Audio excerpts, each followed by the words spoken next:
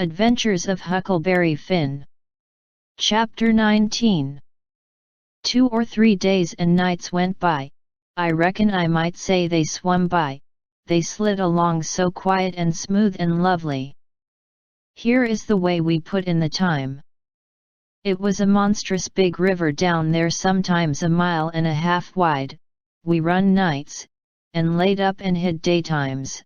Soon as night was most gone, we stopped navigating and tied up nearly always in the dead water under a towhead, and then cut young cottonwoods and willows, and hid the raft with them. Then we set out the lines. Next we slid into the river and had a swim, so as to freshen up and cool off. Then we sat down on the sandy bottom where the water was about knee deep, and watched the daylight come. Not a sound anywheres, perfectly still, just like the whole world was asleep, only sometimes the bullfrogs a cluttering, maybe. The first thing to see, looking away over the water, was a kind of dull line that was the woods on t'other side. You couldn't make nothing else out, then a pale place in the sky, then more paleness spreading around, then the river softened up away off, and warn't black any more, but grey. You could see little dark spots drifting along ever so far away, trading scows, and such things, and long black streaks rafts. Sometimes you could hear a sweep squeaking, or jumbled up voices, it was so still. And sounds come so far, and by you could see a streak on the water, which you know by the look of the streak that there's a snag there in a swift current which breaks on it and makes that streak look that way, and you see the mist curl up off of the water, and the east reddens up, and the river, and you make out a log cabin in the edge of the woods, away on the bank on t'other side of the river, being a woodyard, likely, and piled by them cheats so you can throw a dog through it anywheres. Then the nice breeze springs up, and comes fanning you from over there, so cool and fresh and sweet to smell on account of the woods and the flowers, but sometimes not that way, because they've left dead fish laying around, gars and such, and they do get pretty rank, and next you've got the full day, and everything smiling in the sun, and the songbirds just going it. A little smoke couldn't be noticed now, so we would take some fish off of the lines and cook up a hot breakfast. And afterwards we would watch the lonesomeness of the river, and kind of lazy along, and by lazy off to sleep. Wake up by, and look to see what done it, and maybe see a steamboat coughing along upstream, so far off towards the other side you couldn't tell nothing about her, only whether she was a stern wheel or side wheel. Then for about an hour there wouldn't be nothing to hear nor nothing to see, just solid lonesomeness. Next you'd see a raft sliding by, away off yonder, and maybe a galoot on it chopping, because they're most always doing it on a raft. You'd see the axe flash and come down, you don't hear nothing. You see that axe go up again, and by the time it's above the man's head then you hear the ka-chunk. It had took all that time to come over the water. So we would put in the day, lazying around, listening to the stillness. Once there was a thick fog, and the rafts and things that went by was beating tin pans so the steamboats wouldn't run over them. A scow or a raft went by so close we could hear them talking and cussing and laughing, heard them plain, but we couldn't see no sign of them. It made you feel crawly, it was like spirits carrying on that way in the air. Jim said he believed it was spirits, but I says, no, spirits wouldn't say, durn the durn fog. Soon as it was night out we shoved. When we got her out to about the middle we let her alone, and let her float wherever the current wanted her to. Then we lit the pipes, and dangled our legs in the water, and talked about all kinds of things. We was always naked, day and night. Whenever the mosquitoes would let us, the new clothes Buck's folks made for me was too good to be comfortable, and besides I didn't go much on clothes, nohow. Sometimes we'd have that whole river all to ourselves for the longest time. Yonder was the banks and the islands, across the water, and maybe a spark which was a candle in a cabin window, and sometimes on the water you could see a spark or two on a raft or a scow, you know, and maybe you could hear a fiddle or a song coming over from one of them crafts. It's lovely to live on a raft. We had the sky up there, all speckled with stars, and we used to lay on our backs and look up at them, and discuss about whether they was made or only just happened. Jim he allowed they was made, but I allowed they happened. I judged it would have took too long to make so many. Jim said the moon could a laid them. Well, that looked kind of reasonable, so I didn't say nothing against it, because I've seen a frog lay most as many, so of course it could be done. We used to watch the stars that fell, too, and see them streak down. Jim allowed they'd got spoiled and was hove out of the nest. Once or twice of a night we would see a steamboat slipping along in the dark, and now and then she would belch a whole world of sparks up out of her chimblaze, and they would rain down in the river and look awful pretty. Then she would turn a corner and her lights would wink out and her powwow shut off and leave the river still again, and by her waves would get to us, a long time after she was gone, and joggle the raft a bit, and after that you wouldn't hear nothing for you couldn't tell how long, except maybe frogs or something.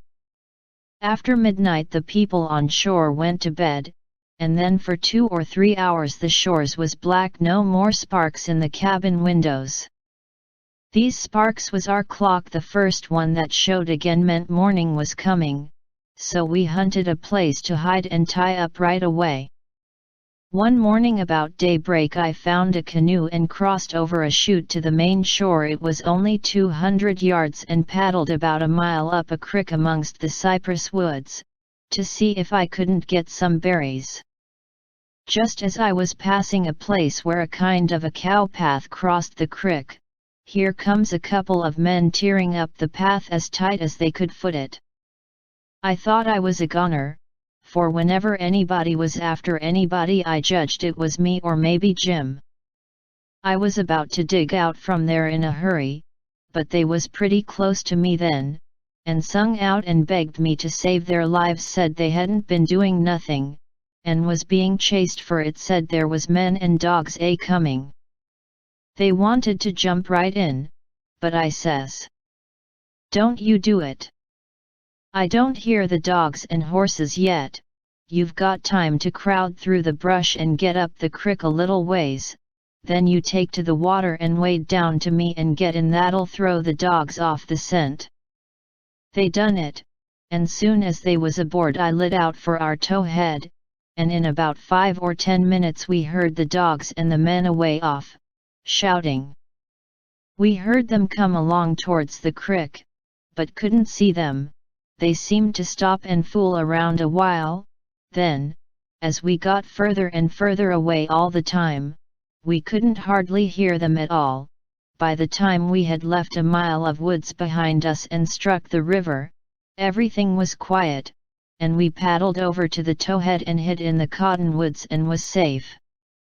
One of these fellows was about 70 or upwards, and had a bald head and very grey whiskers.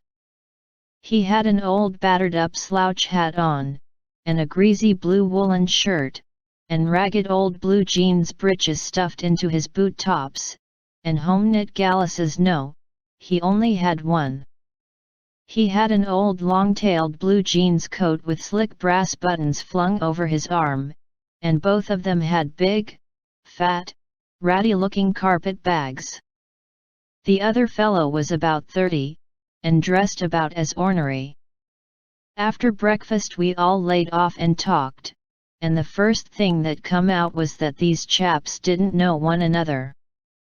"What got you into trouble?" says the bald head to t'other chap. "Well, I'd been selling an article to take the tartar off the teeth, and it does take it off, too, and generally the enamel along with it, but I stayed about one night longer than I ought to, and was just in the act of sliding out when I ran across you on the trail this side of town, and you told me they were coming, and begged me to help you to get off. So I told you I was expecting trouble myself, and would scatter out with you. That's the whole yarn. What's yourn? Well, I'd been runnin' a little temperance revival thar, 'bout a week, and was the pet of the women folks, big and little, for I was makin' it mighty warm for the rummies, I tell you, and talkin' as much as $5 or $6 a night, 10 cents a head, children and niggers free and business growin' all the time, when somehow or another a little report got around last night that I had a way of puttin' in my time with a private jug on the sly. A nigger rousted me out this mornin', and told me the people was getherin' on the quiet with their dogs and horses, and they'd be along pretty soon and give me 'bout half an hour's start, and then run me down if they could, and if they got me they'd tar and feather me and ride me on a rail, sure. I didn't wait for no breakfast, I warn't hungry. Old man, said the young one, I reckon we might double team it together, what do you think? I ain't indisposed. What's your line mainly? Jour printer by trade, do a little in patent medicines, theater actor tragedy, you know, take a turn to mesmerism and phrenology when there's a chance, teach singing geography school for a change, sling a lecture sometimes. Oh, I do lots of things, most anything that comes handy, so it ain't work. What's your lay? I've done considerable in the doctoring way in my time. Layin' on hands is my best holt for cancer and paralysis, and sich things, and I can tell a fortune pretty good when I've got somebody along to find out the facts for me. Preachin's my line, too, and workin' camp meetin's, and missionaryin' around. Nobody never said anything for a while, then the young man hove a sigh and says, Alas! What re you alassin' about?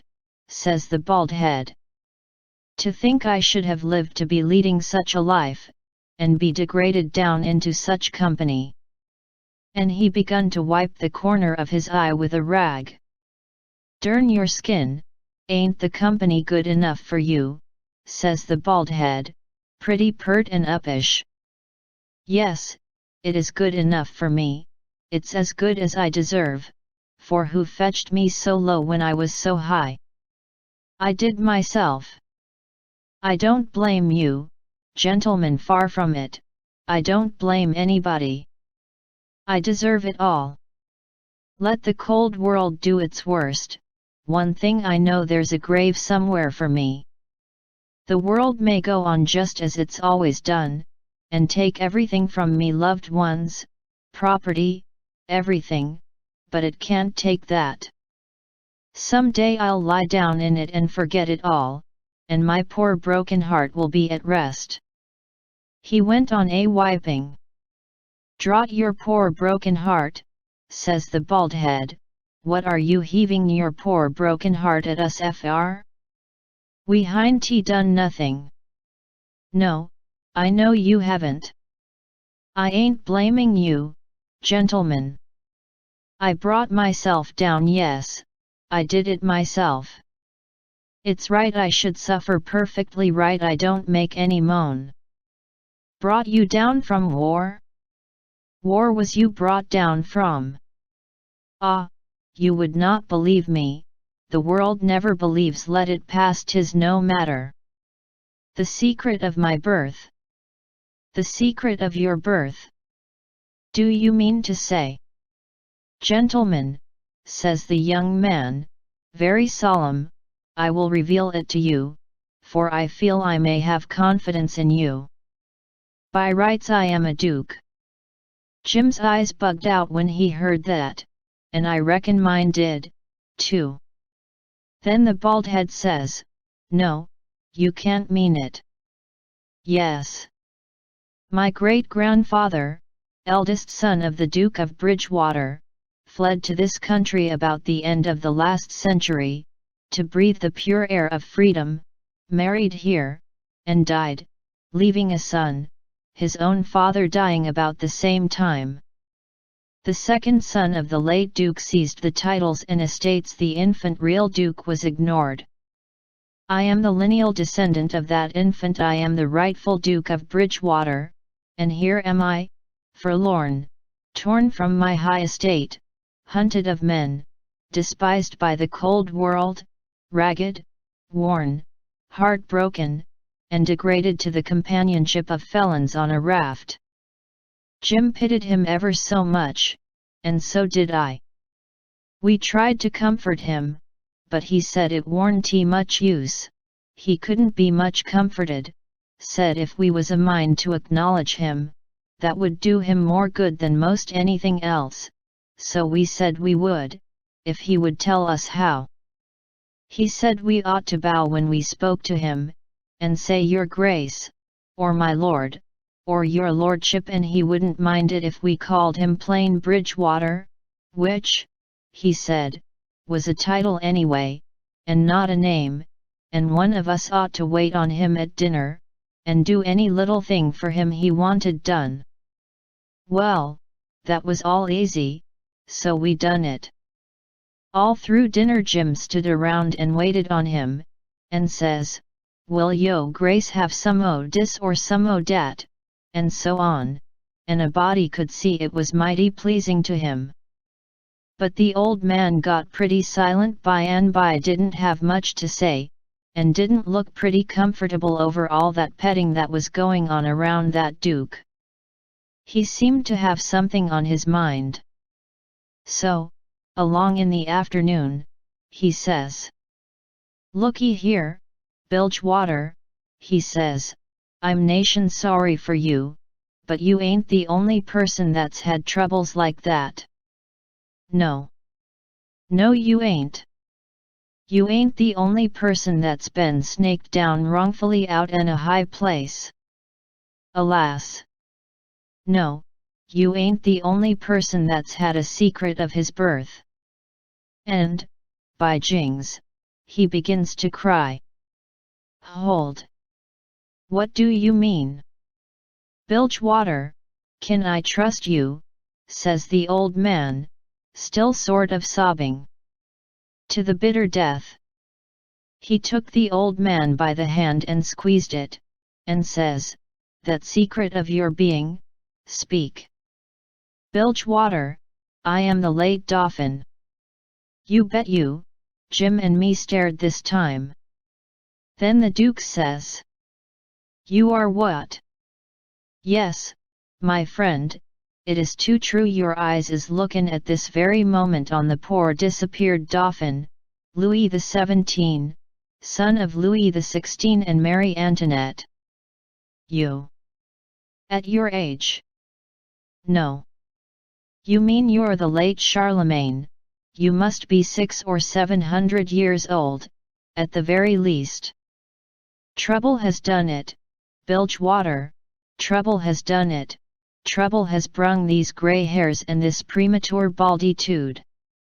Yes, gentlemen, you see before you, in blue jeans and misery, the wand'erin', exiled, trampled on, and sufferin' rightful King of France." "Well," he cried and took on so that me and Jim didn't know hardly what to do, we was so sorry and so glad and proud we'd got him with us, too. So we set in, like we done before with the Duke, and tried to comfort him. But he said it warn't no use, nothing but to be dead and done with it all could do him any good, though he said it often made him feel easier and better for a while if people treated him according to his rights, and got down on one knee to speak to him, and always called him Your Majesty, and waited on him first at meals, and didn't set down in his presence till he asked them. So Jim and me set to majestying him, and doing this and that and t'other for him, and standing up till he told us we might set down. This done him heaps of good, and so he got cheerful and comfortable. But the Duke kind of soured on him, and didn't look a bit satisfied with the way things was going. Still, the king acted real friendly towards him, and said the Duke's great-grandfather and all the other Dukes of Bilgewater was a good deal thought of by his father, and was allowed to come to the palace considerable, but the Duke stayed huffy a good while, till by and by the king says, "Like as not we got to be together a blamed long time on this here raft, Bilgewater, and so what's the use o' your bane sour? It'll only make things uncomfortable. It ain't my fault I warn't born a duke, it ain't your fault you warn't born a king, so what's the use to worry?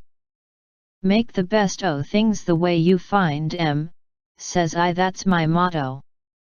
This ain't no bad thing that we've struck here plenty grub and an easy life come, give us your hand, Duke, and le's all be friends."